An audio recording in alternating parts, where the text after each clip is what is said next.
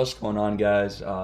Today I'm gonna go over the like six, seven trades, or no, nine actually, nine trades that I took um, trading the SP 500, which most of them were very bad. I did end the day green, um, but that was also because there was some bad trading, there was some oversizing. So let's get into it.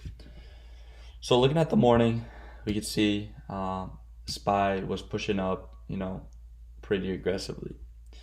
So what I wanted to see was I wanted to see either a pull in and then kind of get in on like one of these, or just trying to catch like a bounce. That's what I was trying to do. And so I wanted to take the setup here, but I didn't take it because I saw this candle was way too big. So that's kind of a bad sign. You don't want to just take the bounce there. So at 9:43, I actually entered long because my thought process was that we're around this 390 area and we're coming into it pretty hot. So I was like, this has to bounce, and that's where I went wrong. Right at 9:44, in a couple seconds, I got out because I shorted right at 390 because it was holding a little bit. Right when we broke right back below 390, I just got out. So that was the first loss of the day. The second trade of the day was that I tried to play another bounce at 388. So I saw that 390 didn't hold. I was too scared to take a bounce here. So I was like, whatever, 388, this thing has to bounce. We're down one, two, three, four, five, six, seven candles, red candles. Like, we have to bounce. So that's kind of my thought process there. So I randomly bought, not randomly, I would say, because I was anticipating the 10 a.m. reversal, which kind of happened around here. Um, so I bought at 388 thinking we're going to bounce higher. And my issue here was that this candle was actually bouncing a little bit. But right when we got back below 388, I like was hesitating. So I was holding down through this whole move down. And I was in two contracts. So that was $1,000 I was down at that point. I kept holding. And eventually I got out at 955. So if we go to 955, see we got this bounce, but I sold like right at the beginning of this candle because I just wanted to get out at break even. But if I was actually trading this like at how I usually would, I would have caught a little bit more. I'm not going to say the whole move, but I would have caught a good amount there. But I was just so caught up in how much I was down that I just wanted to just get out of that trade. So the next trade was at 10:07. I went long. This is where I started kind of getting chopped up because I like this move up. I like that we make a higher low. See, higher low, and we push up, and then I was waiting. I wanted to play the bounce up from here. So I saw we were at 390 and we were holding that level. However, it was just kind of choppy candle over candle price action. But I still got in because I'm like, we're at the EMA, 390 is right there. We're pulling in kind of slowly, not too aggressively. So this could bounce. So I stayed in and I just got out when I saw this candle. My stop was around 389.70 around this area. So right when it hit, I just got out. Good thing I did because this would have been a bigger loss and I probably would have sold out here.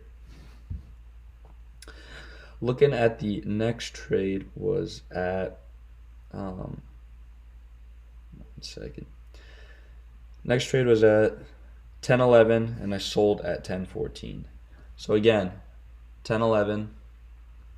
I was kind of looking and thinking this is like a little flag pattern. So when I saw this break, I took it long.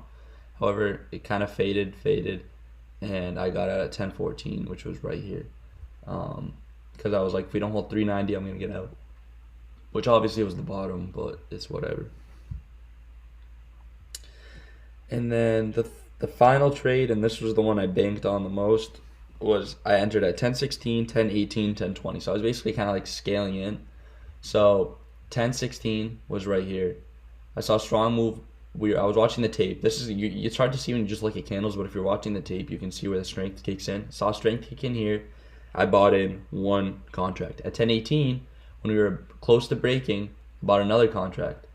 And then the reason I bought the third contract, I usually never buy the third contract, but it's because on the 2-minute there's kind of like a 3-bar play, and these plays actually have a high probability of working out.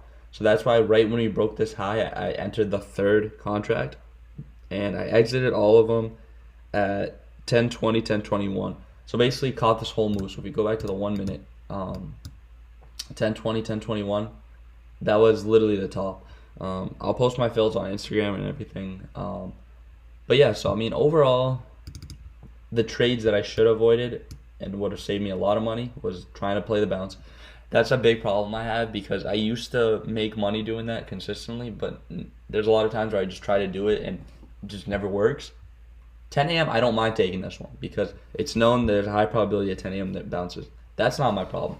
My problem is trying to short, trying to go long. This move down is just a clear downtrend.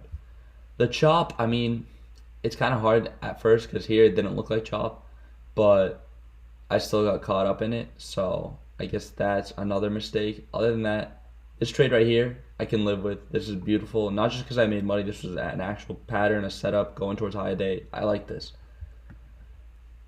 Here, not so much. If I wanted to take a nice trade, it would have been above this, stop below this. But the reason I didn't take it again was this. So overall, I probably should have taken 2 trades where I play the bounce here and then the breakout here. But, you know, you learn and you move on. So, yeah. So thank you for watching the video, and I'll see you in the next one.